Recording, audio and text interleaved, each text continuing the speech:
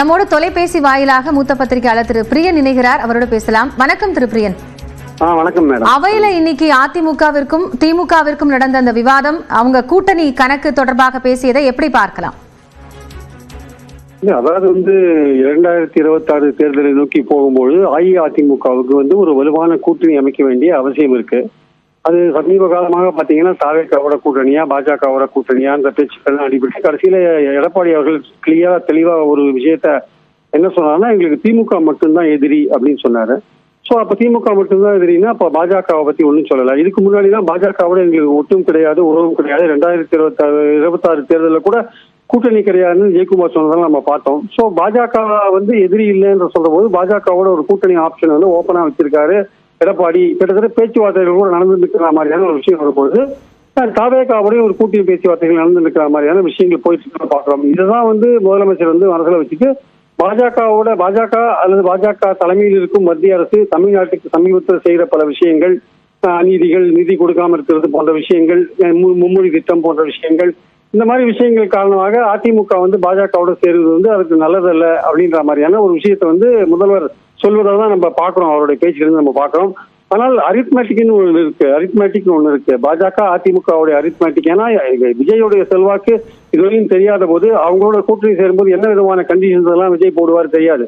ஆனால் பாஜகவோட கூட்டணின்றது ஏற்கனவே 21 தேர்தலில் ஒரு பலன் கொடுத்த ஒரு கூட்டணி. அதனால அரித்மேட்டிக்கும் இதுல ஒர்க் அவுட் ஆகும். கெமிஸ்ட்ரி மட்டும் இல்லாமல் அரித்மேட்டிக்கும் இதுல பாக்குறோம். அதனால எது நல்லது அதிமுகவுக்கு? அதிமுக பாஜக பாமக போன்ற கூட்டணி இருந்தால் அது திமுகவுக்கு பலமான ஒரு டஃப் கொடுக்கும் அப்படின்ற மாதிரியான ஒரு பேச்சு இருக்கிறத நம்ம பாக்குறோம். அதனால முதல்வருடைய விஷயம் என்னன்னா, தமிழ்நாட்டுக்கு தீங்கு அளிக்க பாஜகவோட சேராதீங்கன்ற மாதிரியான ஒரு விஷயத்த சொல்றாரு.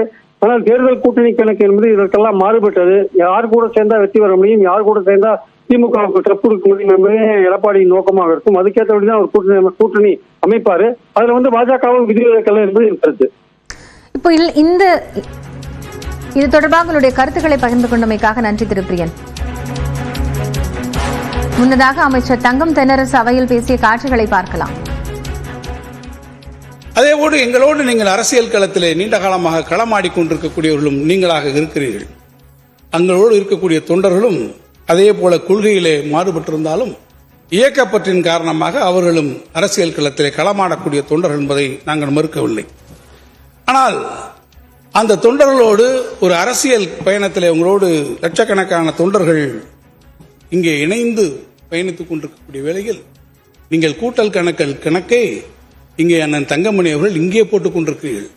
ஆனால் உங்களுடைய கூட்டல் கழித்தல் கணக்கை எல்லாம் வேறு ஒரு இடத்திலே உட்கார்ந்து இன்னொருவர்கள் போட்டுக் கொண்டிருக்கிறார் என்பதை நீங்கள் மறந்துவிடக்கூடாது. அதுவும் வேறு எங்கோ ஒருவர் உட்கார்ந்து உங்களுடைய தொண்டர்களுடைய எதிர்காலம், உங்களுடைய அணுகாவினுடைய எதிர்காலத்தை எல்லாம் காலத்திலே நீர்த்து போக செய்யக்கூடிய அளவிற்கு சாணக்கிய தந்திரத்தோடு இந்த கணக்குகளை சிலர் எங்கோ உட்கார்ந்து போட்டுக் கொண்டிருக்கிறார்கள். நான் அண்ணன் அவர்களுக்கு கேட்டுக்கொள்வேன், இந்த மடிக்கணினி விவகாரத்தில் சற்று கவனக்குறைவாக நீங்கள் இருந்து விட்டதைப் போல உங்கள் மடியிலே இருக்கக்கூடிய கணத்தை பறித்துக் கொள்ள நினைப்பவரிடமிருந்தும் நீங்கள் அனைவரும் சற்று கவனமாக இருக்க வேண்டும் என்பதை நான் உங்கள் மீது இருக்கக்கூடிய உரிமை அன்பின் காரணமாக இங்கே கேட்டுக்கொள்ள விரும்புகிறேன். பேரவைத் தலைவர் அவர்களே,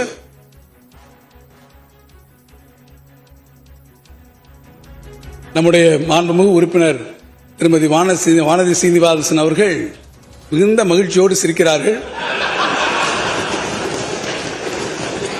அப்படியானால் பூனைக்குட்டி வெளியே வந்துவிட்டது என்பதுதான் அர்த்தம் என்பதை நான் இங்கே தெரிவிக்க விரும்புகிறேன்.